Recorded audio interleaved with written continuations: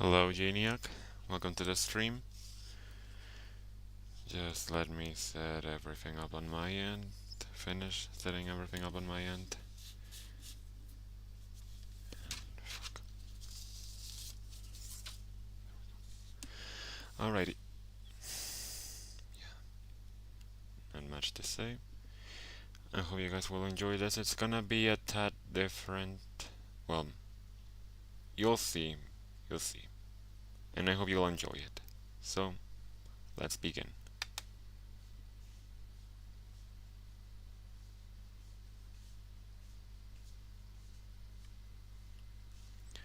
I remember hearing a lot, well, a bit about this game a long time ago. I believe it was in some of, definitely in something like ranking of lesser known horror games.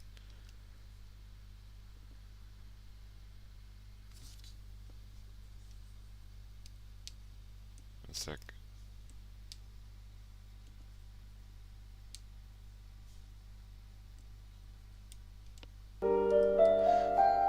Okay, that's weird. Why did it take so long to start? So, there we go, full screen.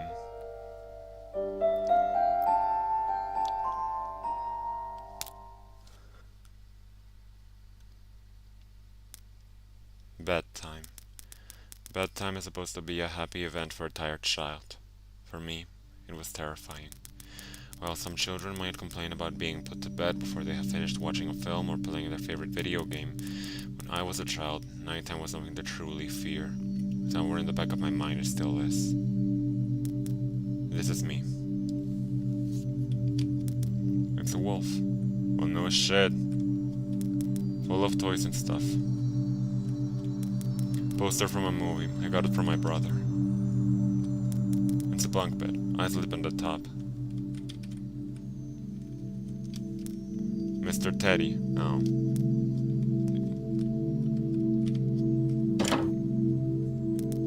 I cannot prove that what happened to me was objectively real, but I can swear that what I experienced was genuine horror. A fear which in my life, I'm glad to say, has never been equaled. I will relate it to you all now as best as I can. Make of it what you will, but I'll be glad to just get it off my chest.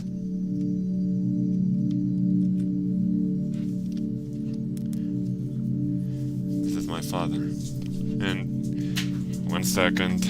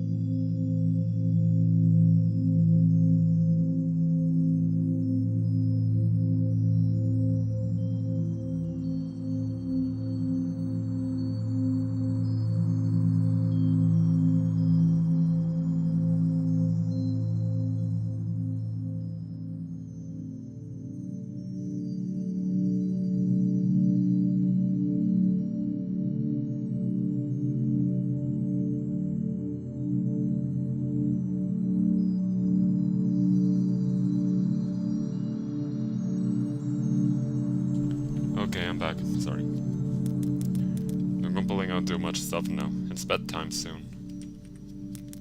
Picture of a man standing around. I think it's Dad when he was younger. I can't remember exactly when it started, but my apprehension towards falling asleep seemed to correspond with me being moved into a room of my own.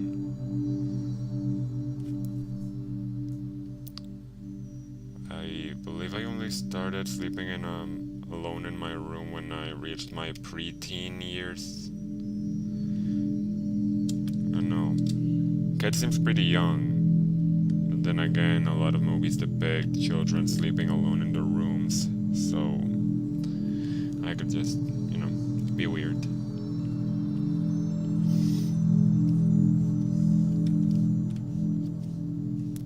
This is my mother. How do you like your new room? Soon you'll be sleeping alone for the first time. Nothing too interesting. Mom told me not to touch her stuff, especially this stuff. What, the lamp? Is she a cheapskate? A man with a mustache. There's a bunch of clothes in here. Oh, this is full of stuff.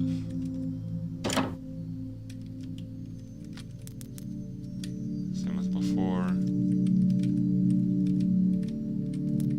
Picture of some mountains. This is my brother's room. He told me yesterday to keep out of the room that we had both had shared until then. What? He told me yesterday to keep. I was 8 years old at the time, and until then I had shared a room, quite happily, with my older brother. As is perfectly understandable for a boy 5 years my senior, my brother eventually wished for a room of his own. As a result, I was given the room at the back of the house. That sounds a bit unwanted child-esque. I'm not sure. As my brother was given a new bed, I was given the bunk beds, which we used to share. While I was upset about sleeping on my own, I was excited at the thought of being able to sleep in the top bunk. It seemed far more adventurous to me.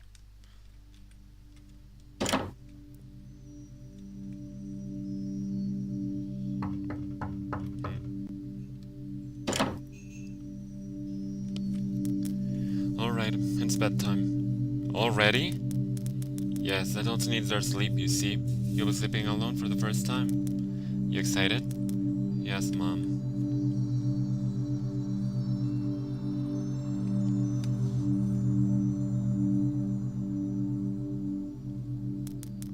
Alright, I'm turning off the lights. Good night. Good night. Anyone else in the audience have just a fear of the dark in real life? Chapter 1. Cave.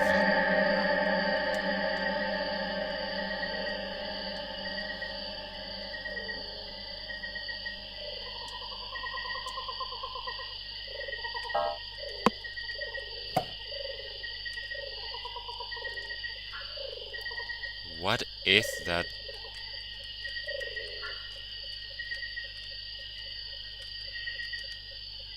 An upper level too, so I can't talk to it. A small water hole. The water is dirty, probably not a good idea to drink it.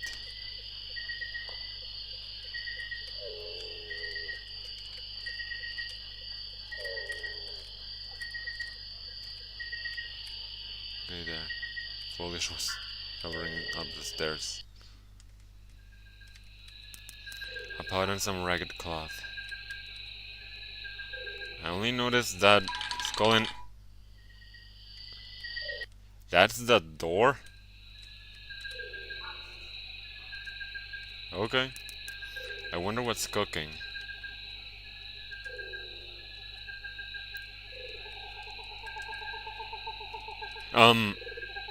Okay, I was not expecting that. What the hell? It speaks! Stalking is such a strong word. I prefer to think of it more as intense research on one individual. By the way, your missing sock is under your bed. With me. Just kidding. A cold, unwelcoming breeze comes from the bottom of the stairs.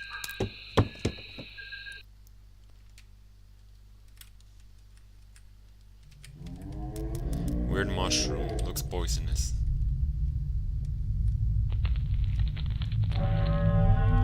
By the way, this is also my very first time playing this game, so we can get scared together. Scares the shit out of us. Weird mushroom. Looks poisonous again.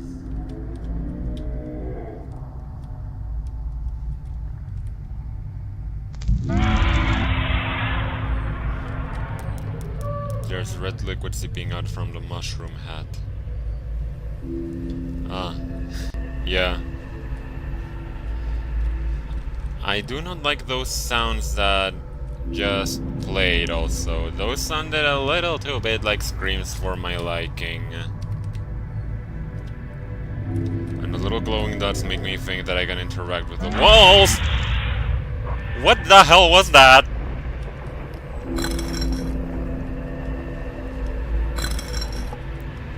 Oh dear. Puzzles.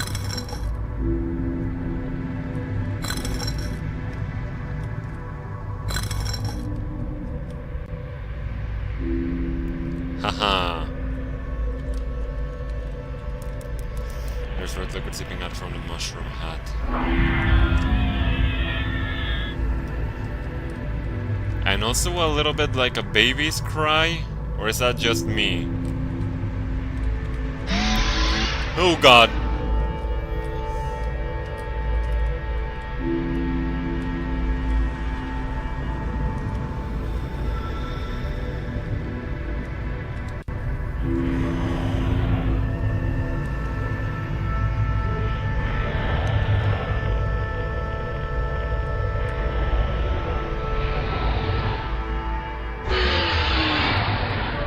What the hell? What the hell? What the hell? Run, run, run, run. I can't even sprint. Like, I'm not kidding. I can't sprint. I can't.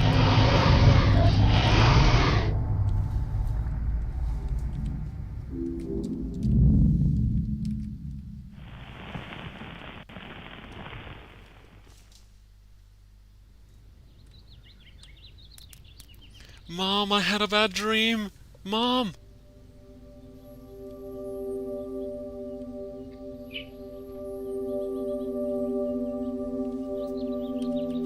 Sorry, I thought I...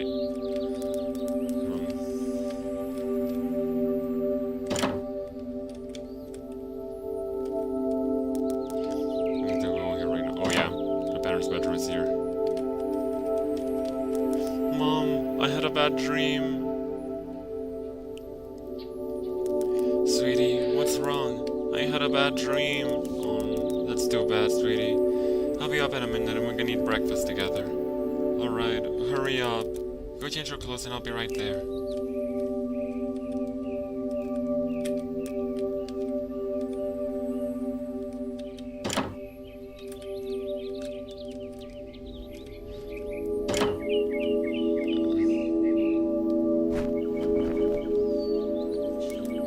And so another day started, and it was a day of little importance to our story.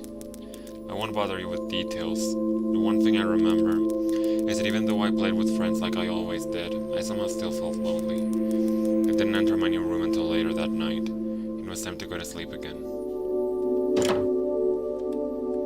Oh, we're getting straight into the horrors beyond our comprehension. Great.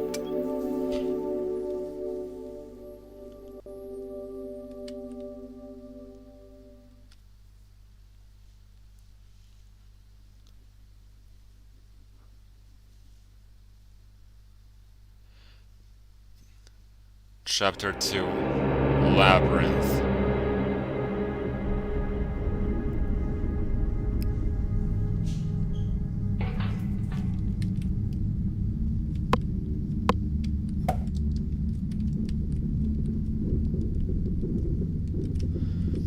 Okay. Of course it's a labyrinth. Is that a frowny face?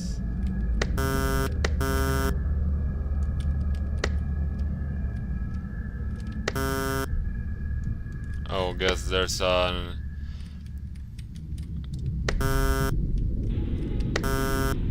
Okay, I gotta press them in a certain order.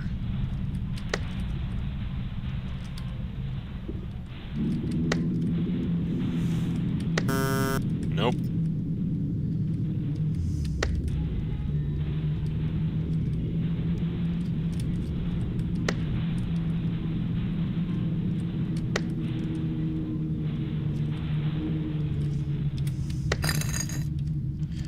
That sound kind of startled me. Even though we haven't seen nothing yet Nothing. Tra-la-la. Some part of you knew that I was gonna make a reference to that, don't lie.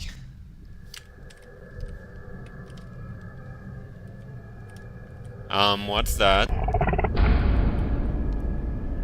Oh, hi! Can you please leave my screen? I don't like that! I don't like that one bit!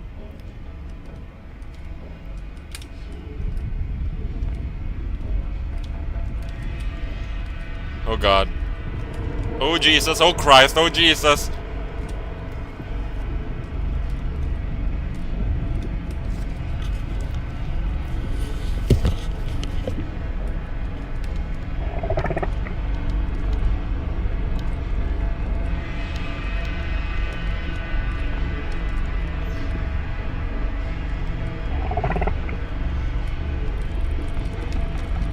Oh my... Sorry, but my audio sounds a bit weird. I removed my headset just to avoid getting ear raped. There it is, there it is, there it is, there it is. Come on.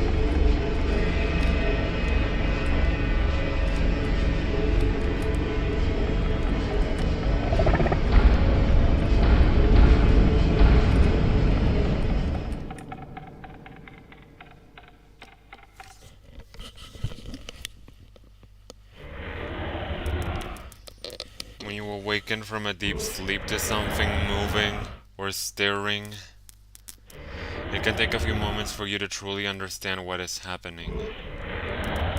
The fog of sleep hangs over your eyes and ears even when lucid. Something was moving, there was no doubt about that. At first I wasn't sure what it was.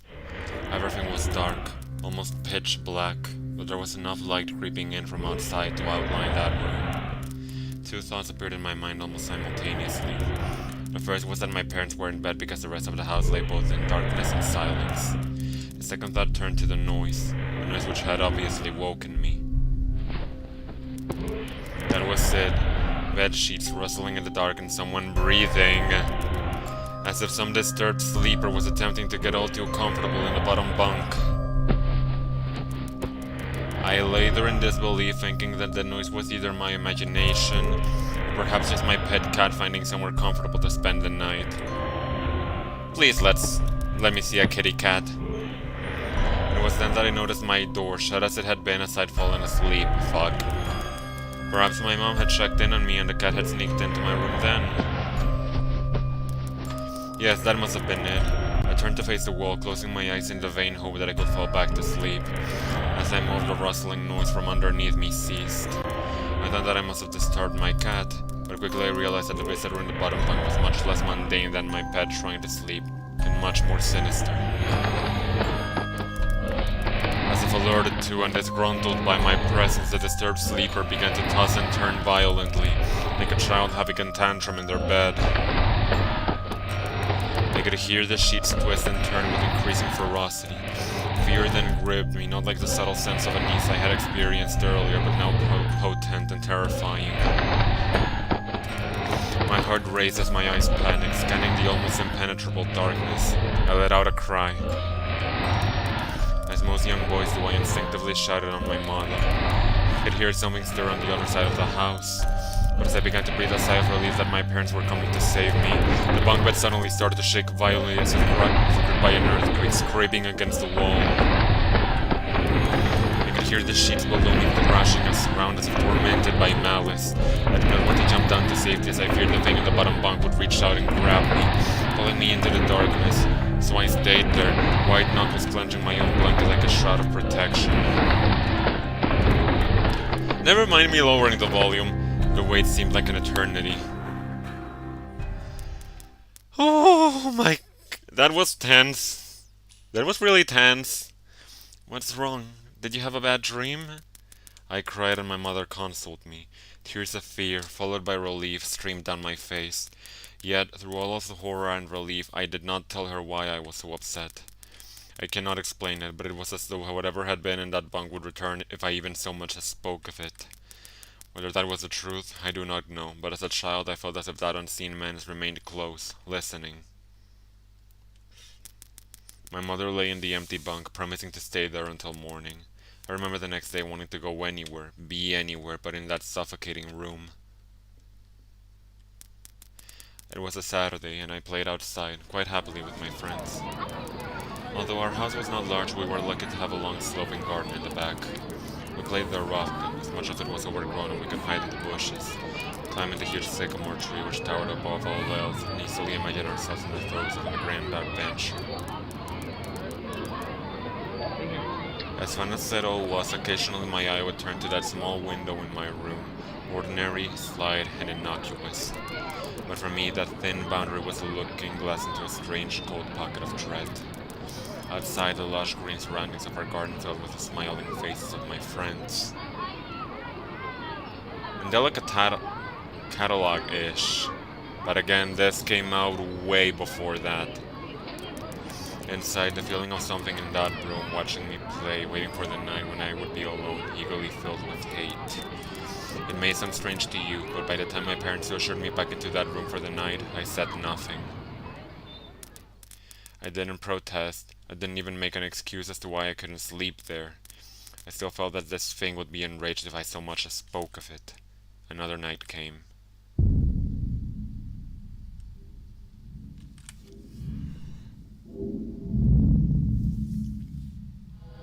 Chapter 3. Factorized.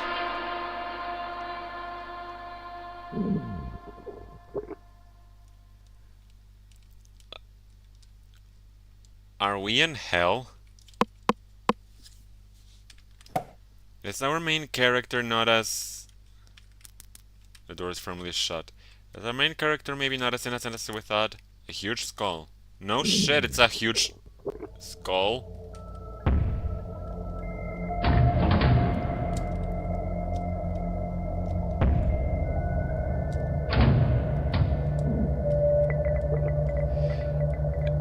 Look on the bright side. Maybe we can count on the Doomslayer to protect us if we are in hell. Man, I wish.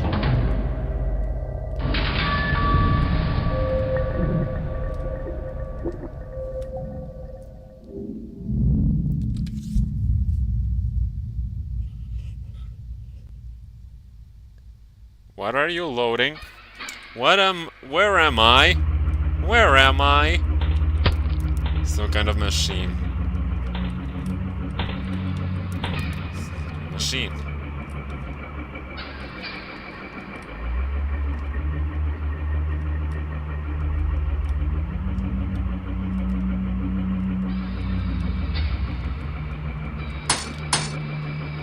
Jesus Christ, that sound scared me. It was just the kid banging on those iron bars.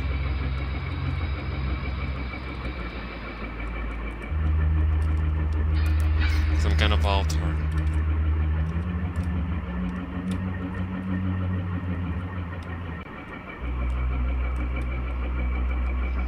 Jesus, the game is quite laggy. Like something used to pour out of these.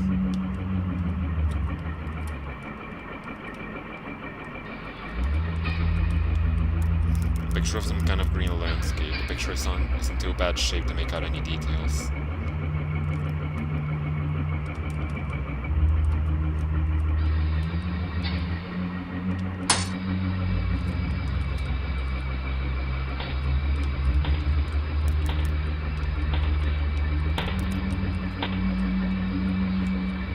Where am I even supposed to go?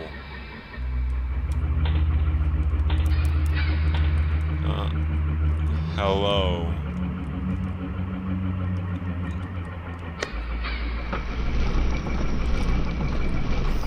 Okay, that lever activated something.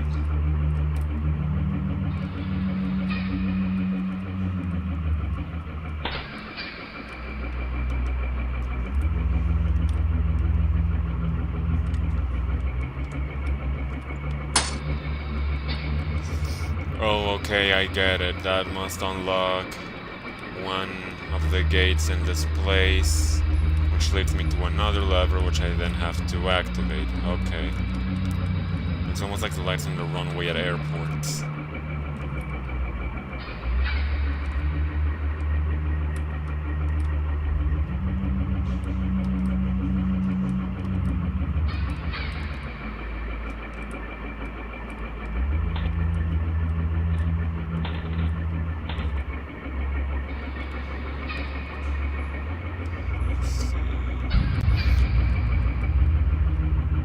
Did y'all see that?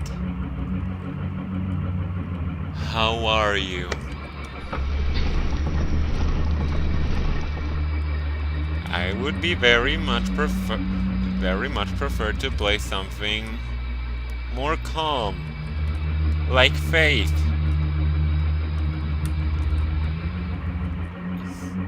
I'm kidding. So far this is, call me a pussy maybe, I don't know, but this kind of sits in a similar level as Faith, the Unholy Trinity for me.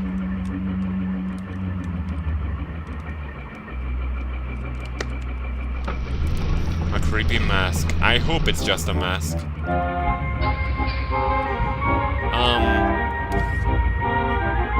No, no, no, no, no, no, no, no, no, no, no. No. No. No.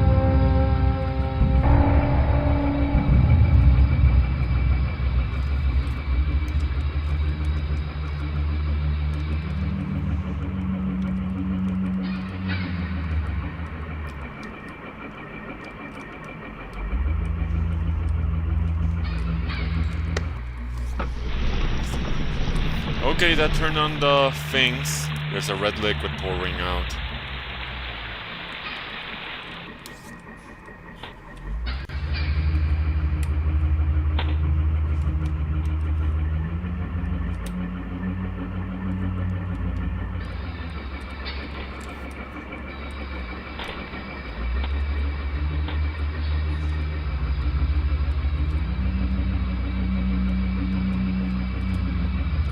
I'm scared to turn around corners. This game just nails the creepy ambiance. Come on. What is that?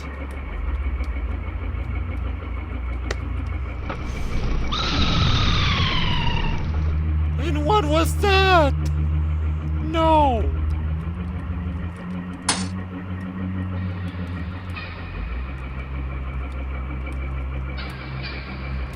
Can you tell I'm scared? Come on. Okay, must be the one I examined earlier that wasn't open yet.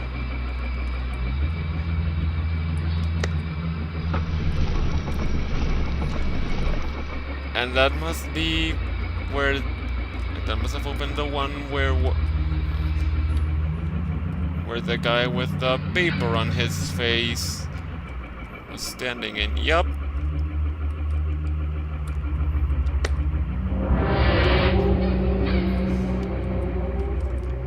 Please let that be the final one.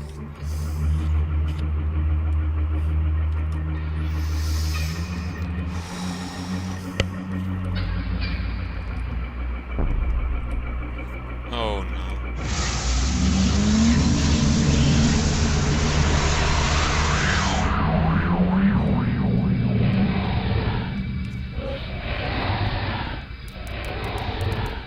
Okay, it's funny how that didn't catch me ass off guard as the door's just closing behind me. It's funny how certain words can remain hidden from your mind no matter how blatant or obvious they are. One word came to me that night, lying there in the darkness alone, frightened, aware of a rotten change in the atmosphere, a thickening of the air as if something had displaced it. As I heard the first casual twists of the bedsheets below, the first anxious increase in my heartbeat at the realization that something was once again in the bottom bunk, that word had been sent into exile, filtered up through my consciousness, breaking free of all repression, gasping for air, screaming, edging, and carving itself into my mind. Ghost.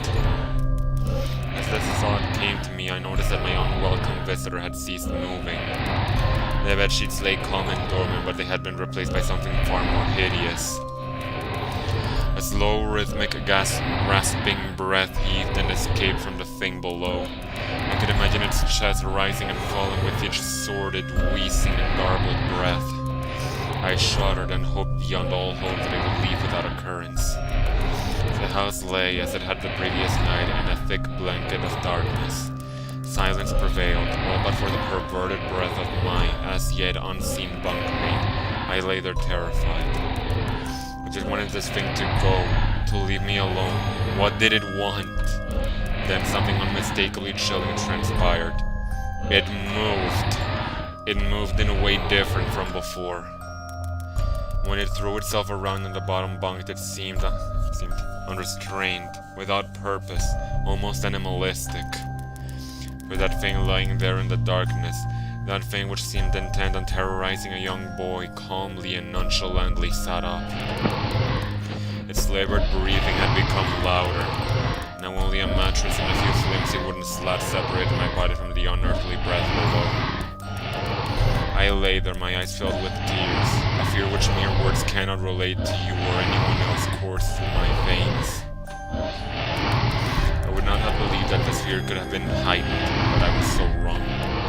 I imagined what this thing would look like, sitting there listening from below my mattress, hoping to catch the slightest hint that I was awake. Imagination then turned to an unnerving reality. It began to touch the wooden slats which my mattress sat on. It seemed to caress them carefully, running what I imagined to be fingers and hands across the surface of the wood. Then with great force it prodded angrily between two slats into the mattress. Even through the padding, it felt as though someone had viciously stuck their fingers into my side. I let out an almighty cry, and the wheezing, shaking, and moving thing in the bunk below replied in kind by violently vibrating the bunk as it had done the night before. Small songs of pain pounded into my blanket from the walls, the frame of the bed, screamed along, backwards and forwards. Once again I was bathed in light, and there stood my mother, loving, caring as she always was, with comforting hug and calming words which eventually subdued my hysteria. Of course she asked what was wrong, but I could not say. I dared not say. I simply said one word over and over and over again. Nightmare.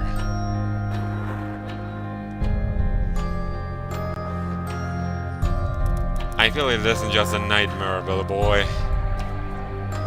This pattern of events continued for weeks, if not months. Night after night I would awaken to the sound of rustling sheets. Each time I would scream so as to not provide this abomination with time to prod and feel for me. With each cry the bed would shake violently, stopping with the arrival of my mother, who would spend the rest of the night in the bottom bunk, seemingly unaware of the sinister force torturing her son nightly. I am starting to wonder, though, if this is actually something supernatural or if the boy is just suffering from night terrors. Who knows?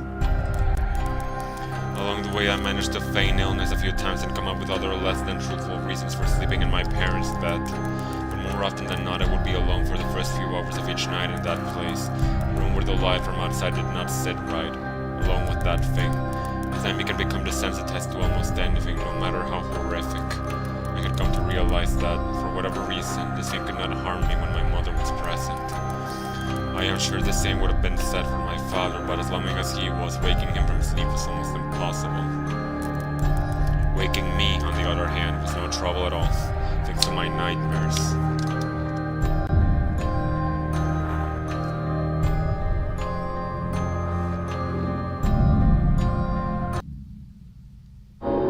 Chapter 4. Anger Overload. I don't like that name. Why that name? Tell me why.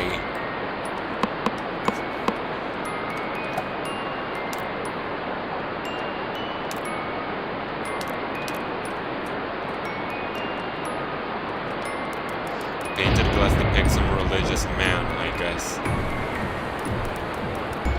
Are we getting into religious horror? Please don't. Like, it's my favorite kind, but I hook hangs from the wall. A piece of meat hangs to dry from it.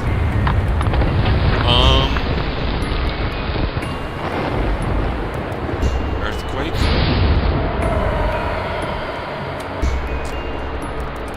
The painted glass depicts some religious man, I guess.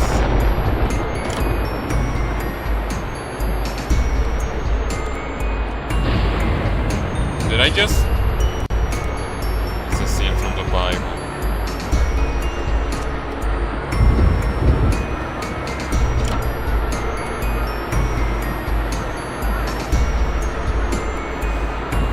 What is that over there? What is that over there? What is that over there? Oh fuck. Oh shit. Oh fuck. Oh shit.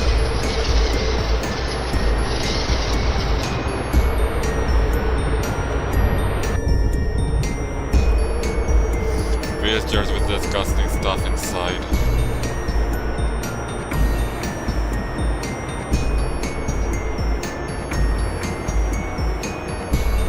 Another one.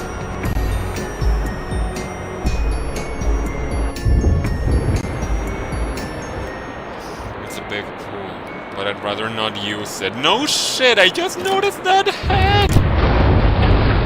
What the hell?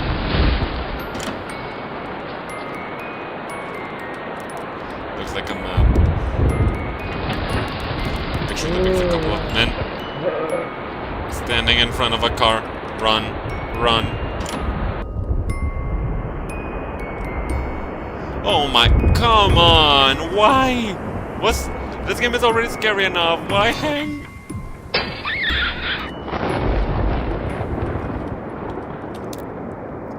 If you'll give me 1 second, sorry.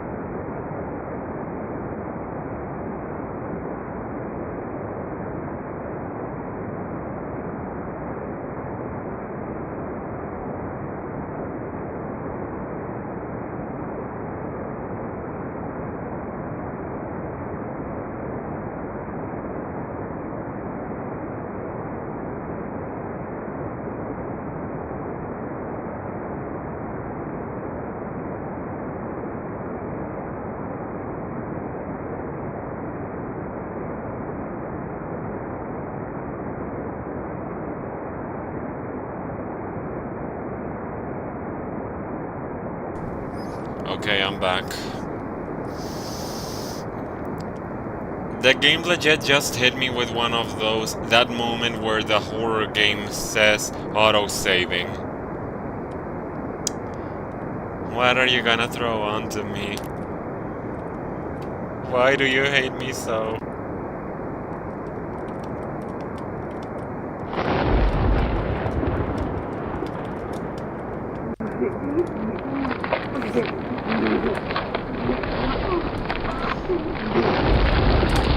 Oh god.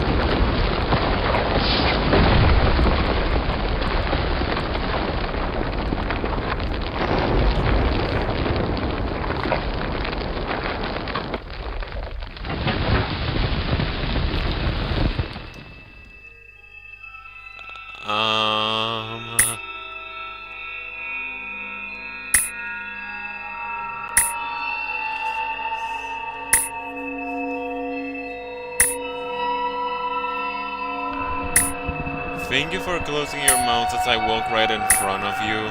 It's very rude to stare still, though.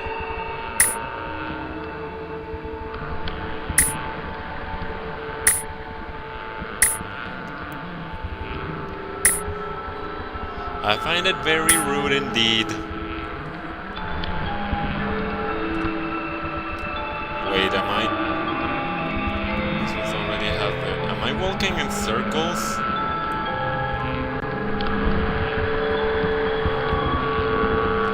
I wish I knew how that one song went.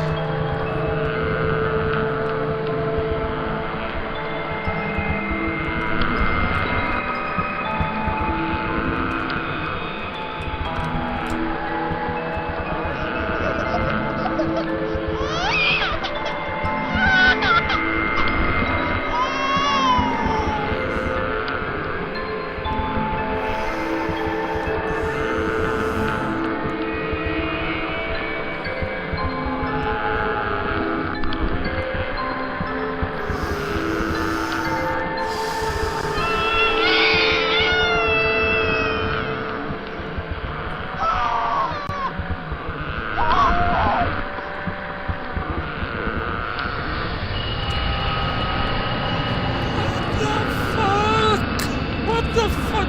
What?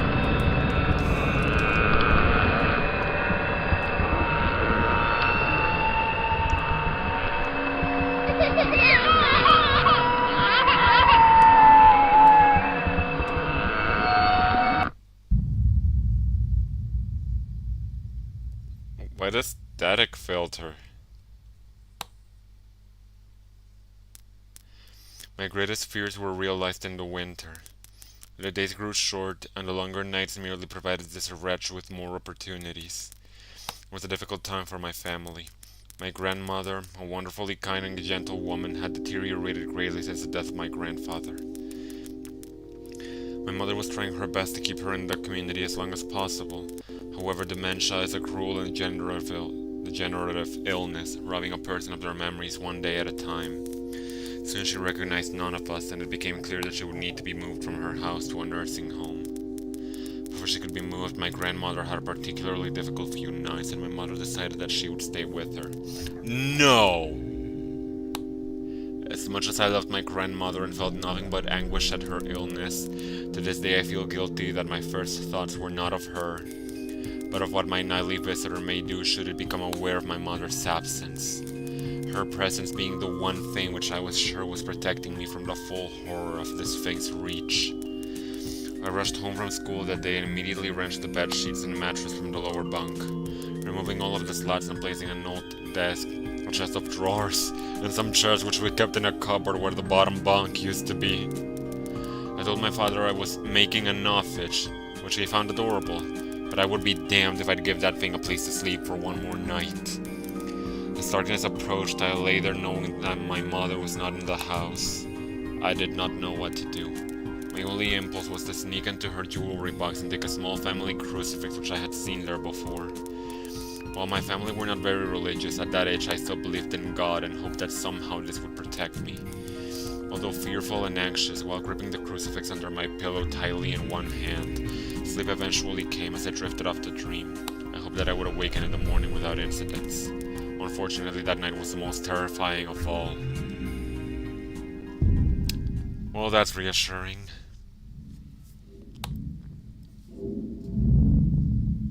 Chapter 5: Urban Explorer.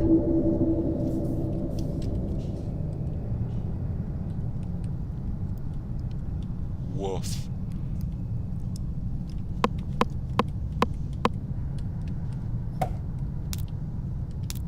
Let me check. It says woof.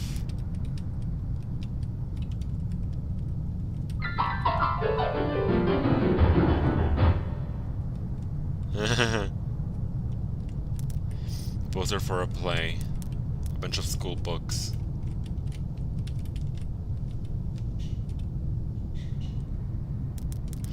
The feeling that something's invading your privacy even without ill will is still disturbing.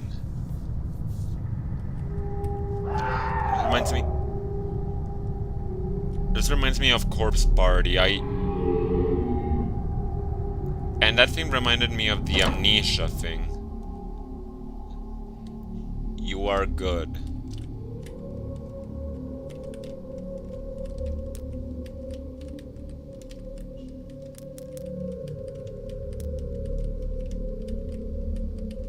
Nothing to say about the man in the blackboard?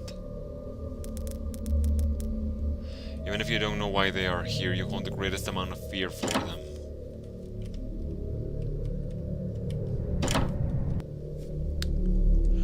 What's that?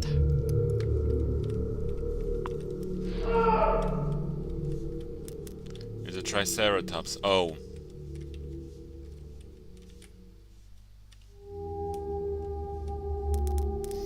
The sounds of screams are awful. They are even worse when they are your own.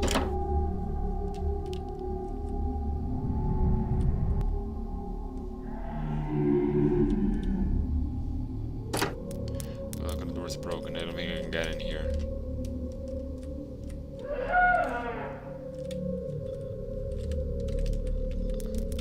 Various school rules printed here. Let me just check something because I'm not sure. A pile of mattresses, dirty and worn out. There's a piece of paper here. It reads, knock knock.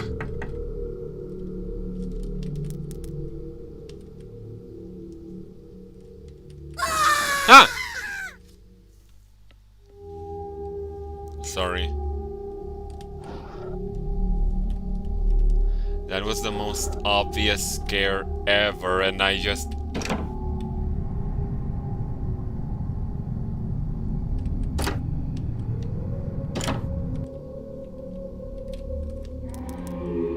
A big filing cabinet.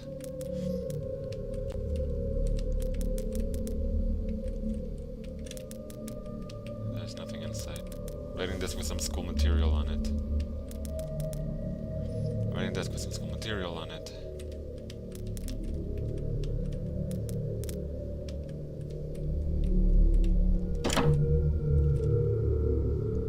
I'm just gonna go follow that thing then.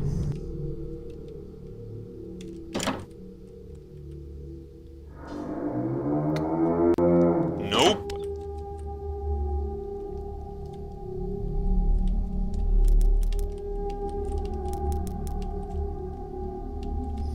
Guess we gotta go down.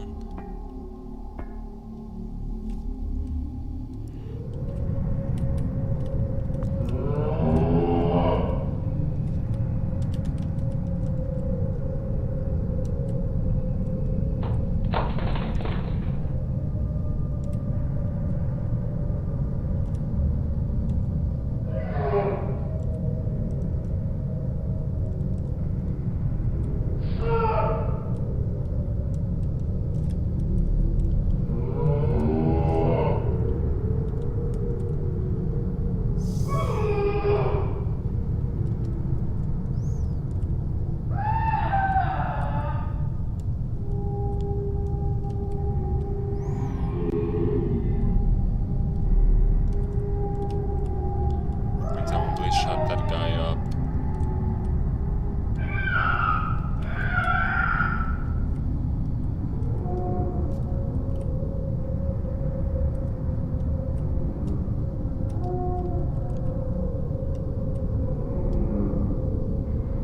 What is that? I'm gonna put on my glasses and back my seat away just a tiny bit.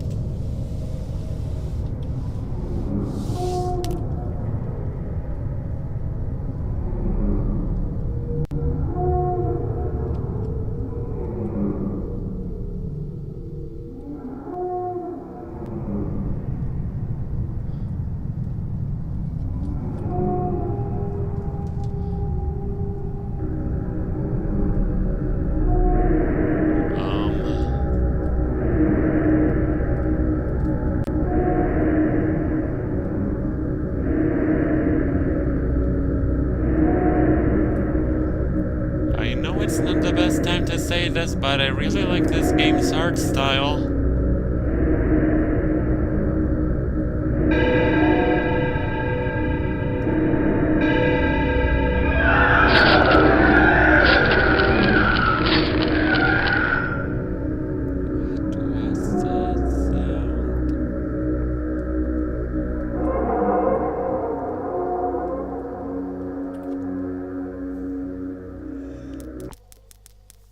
awfully quiet nowadays.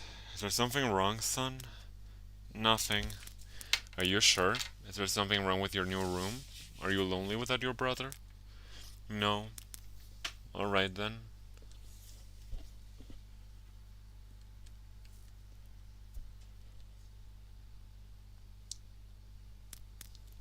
I woke gradually. The room was once again dark. As my eyes suggested, I could gradually make out the window and the door and the walls, sometimes on a shelf, and even to this day I shudder to think of it, for there was no noise. No rustling of sheets, no movement at all. The room felt lifeless, lifeless yet not empty. A nightly visitor, that unwelcome, wheezing, hate-filled thing which had terrorized me night after night, was not in the bottom bunk, it was in my bed! I opened my mouth to scream, but nothing came out. Utter terror had shaken the very sound from my voice. I lay motionless. If I could not scream, I did not want to let it know I was awake. I had not yet seen it. I could only feel it. It was obscured under my blanket. I could see its outline and I could feel its presence, but I dared not look. The weight of it pressed down on top of me, a sensation I will never forget. When I say that hours passed, I do not exaggerate. Laying there motionless in the darkness, I was every bit as scared and frightened. A scared and frightened young boy. If it had been during the summer months, it would have been light by then. But the grasp of winter is long and unrelenting, and I knew it would be hours before sunrise. A sunrise which I yearned for. Though I was a timid child by nature, but I reached a breaking point. One where I could wait no more, where I could survive under this intimately deviant abomination no longer. Fear can sometimes wear you out, make you threadbare, a shell of nerves leaving only the slightest trace of you behind. I had to get out of that bed, and I remembered. The crucifix. My hand still lay underneath the pillow, but it was empty. I slowly moved my wrist around to find it, minimizing as best as I could the sound and vibrations caused, but it could not be found. I had either knocked it off the top bunk, or it had, I could not even bear to think of it, been taken from my hand. After the crucifix I lost any sense of hope. Even at such a young age, you can be acutely aware of what death is, and intensely frightened of it. You tell me! I was paranoid of the stupidest things when I was young. I can't even imagine going through this! I knew I was going to die in that bed if I lay there dormant, passive, doing nothing. I had to leave that room behind, but how? Should I leap from the bed and hope that I make it to the door? What if it is faster than me? Or should I slowly slip out of that top bunk, hoping to not disturb my uncanny bedfellow? Realizing that it had not stirred when I moved, trying to find a crucifix, I began to have the strangest of thoughts. What? Chapter 6. The Abyss. So you're just gonna leave me waiting for what you No. Okay, I don't know why. The second I saw that this one is underwater, I just went, oh fuck, mentally.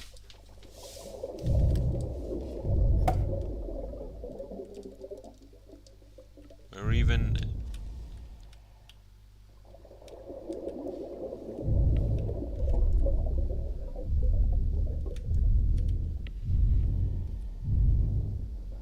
Nice that they have their priorities straight.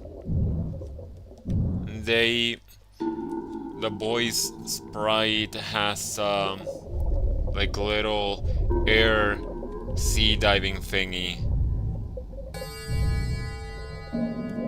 No. I'm not exactly claustrophobic, but this is fuck no.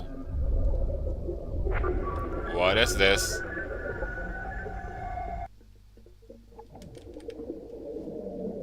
Is that his father? Drain water and remove the diving gear. Yes.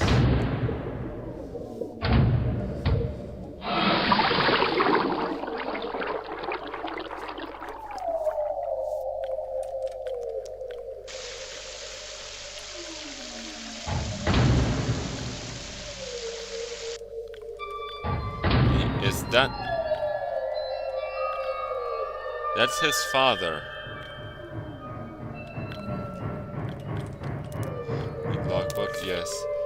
Oh my... What the hell? Captain Theodore Fielding, September 2nd, 2007. One of my biggest fears is deep water. Ironic when you consider the fact that I am now working on a mining station thousands of feet underwater in the Mariana Trench. I have always wondered why I was afraid and reached a simple conclusion. The true fear presented here is actually going down beneath the surface into the depths. It's a combination of all of our most common fears. 1.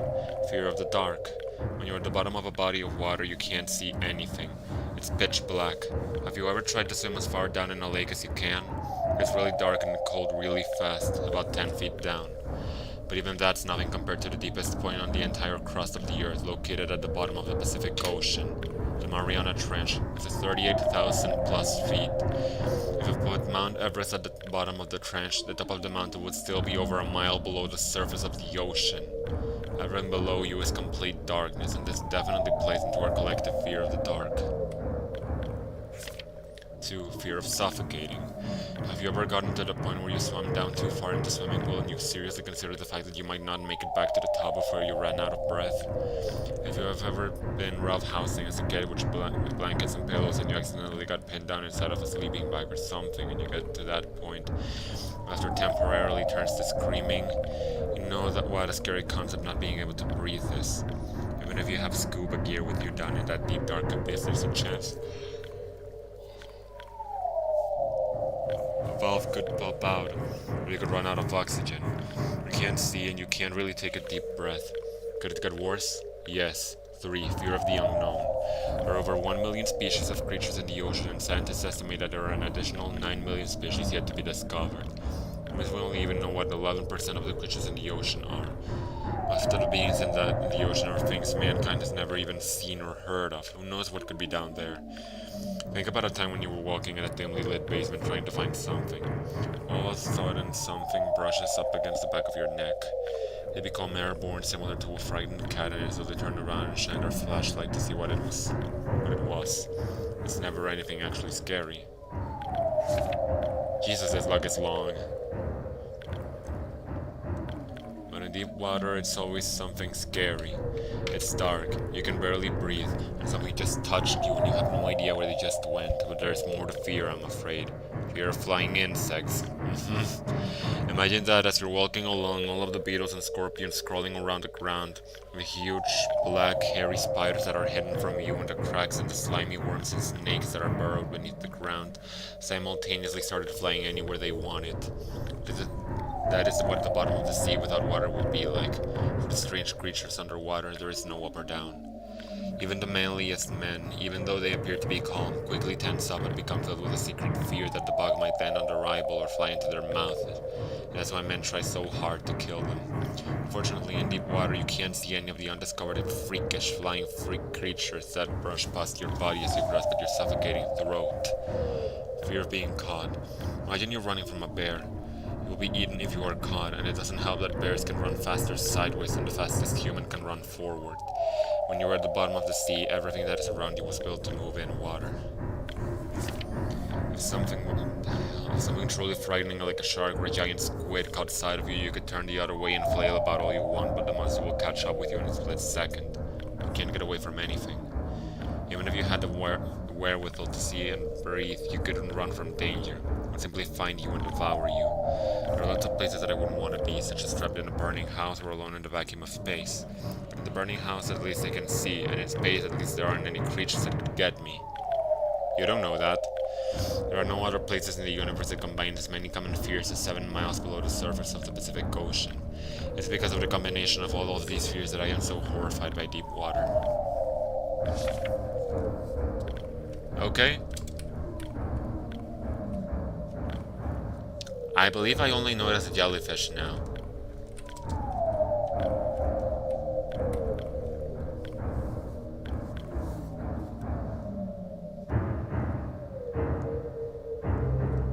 That's an anglerfish. I hate anglerfish. That?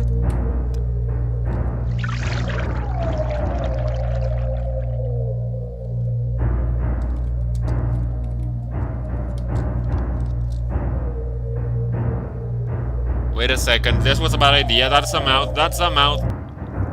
No. No, no. Can we... No? All I can do is pause the game. So I guess I just gotta wait and see!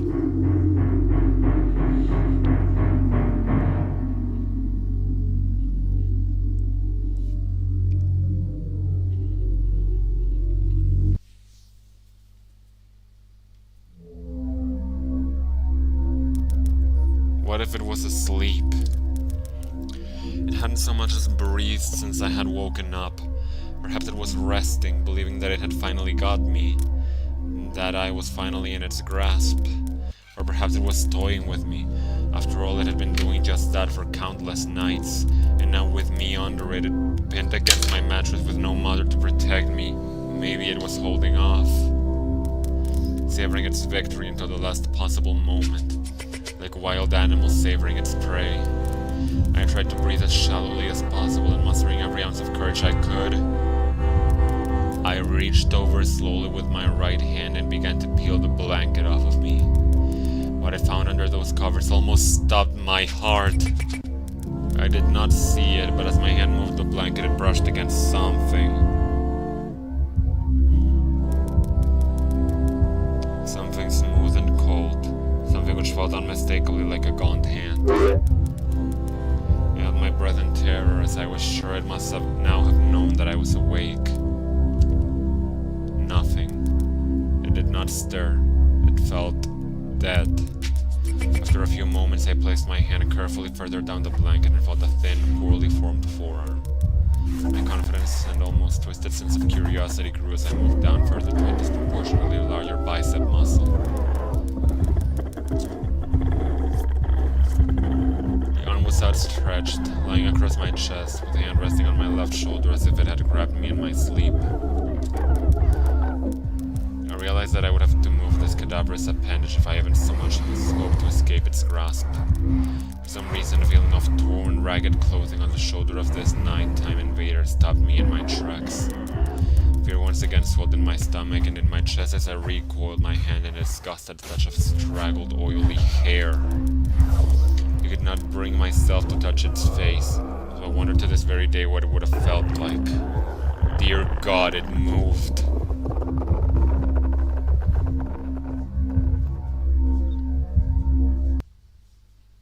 Chapter 7. Hostia?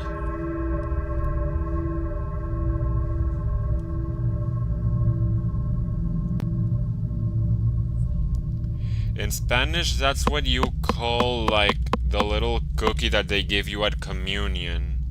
But...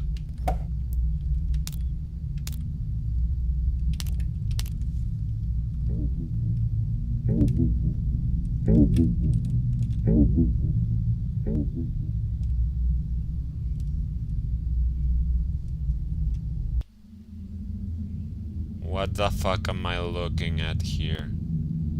What